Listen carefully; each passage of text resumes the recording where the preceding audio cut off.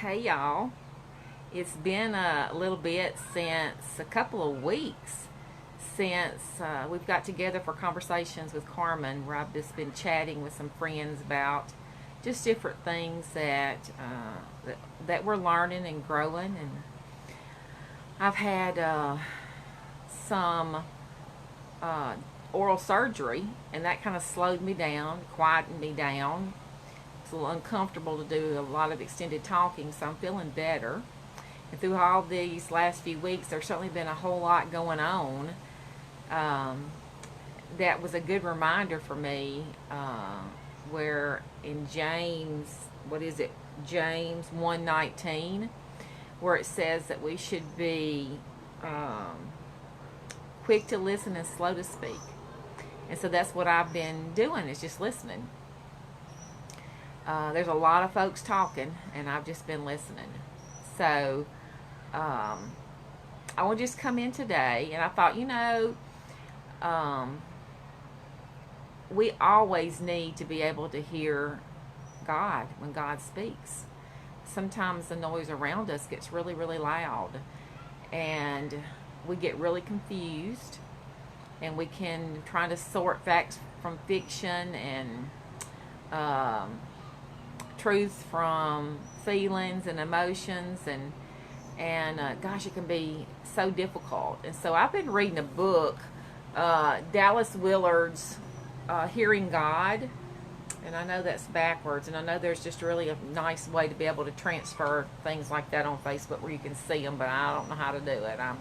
I'm not that good at it. But I wanted to read a quote that from his book. And this is just a really good book. If you're interested in learning more about hearing God, hearing the Holy Spirit, noticing His guidance and hearing Him, it's just a really, really solid book. Dallas Willard, solid writer, theologian. And so anyway, I wanted to read y'all a quote from this. That just resonated with me. This is in the very first chapter, so I'm past this in the book, but I came back to it this morning, and I thought, gosh, I might need to pop in and talk about, or just read this quote from him this morning. So here it is. This is in the first chapter. He says, "Often it is in times of great inward distress that we hear the voice of God directed specifically to us." Isn't that a great quote? Often it is in times of great inward distress that we hear the voice of God directed specifically to us. Then he goes on to tell a story, tell a story about, he says, in the 1640s, George Fox, founder of the Friends of the Quaker movement, wandered the fields and byways of the English countryside, seeking someone who could show him the way to peace with God. He finally became convinced that, and then he's quoting George Fox here, "There was none among them all that could speak to my condition. And when all my hopes in them and in all men were gone, so that I had nothing outwardly to help me, nor could I tell what to do. Then, oh, exclamation point," he says. "Then I heard a voice which said, there is one, even Jesus Christ, that can speak to thy condition." And this is the voice that he hears speaking to him. And he goes on, "And when I heard it, my heart did leap with joy. Then the Lord did let me see why there was none upon the earth that could speak to my condition, namely, that I might give him all the glory."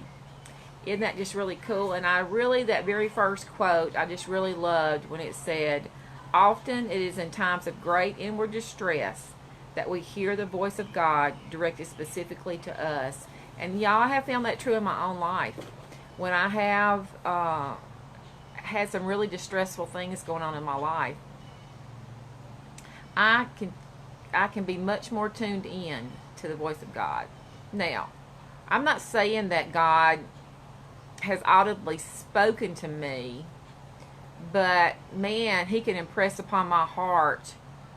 My inner man just can feel something, and also just through other people. Um, People, sermons, songs, devotionals, good books, friends, advisors. So he that quote works really well. Has proven itself well in my life. So I want you to remember that when you're in a moment of a personal distress, sometimes we can hear God speaking to us so specifically because we get really tuned in to what He's got to say. Pain is a great motivator for us. And anytime I've been in pain, it can motivate me to seek God more. To seek God more. And in that seeking, I always have confirmed to me that He is the one. Jesus Christ is the one. He is the answer. Him living in me is the answer for any time I'm in distress. I look forward to talking to y'all again. Me and Ellen will be back next week. Our time together got postponed with my oral surgery. So Ellen and I will be back next week to talk about, what was it? Disappointments, delays, doubts. I can't exactly remember. But anyway, she and I will be back next week. Unless another topic just pops up. I've been studying Ephesians and just about to start studying Nehemiah as well. And Ellen's certainly been doing her own study. So unless something profound pops up that we just cannot, we got to share it. We got to talk about it. Then we'll talk about that. But looking forward to seeing y'all. Missed ya. And I'm looking forward to seeing y'all next week. Y'all be blessed. Bye.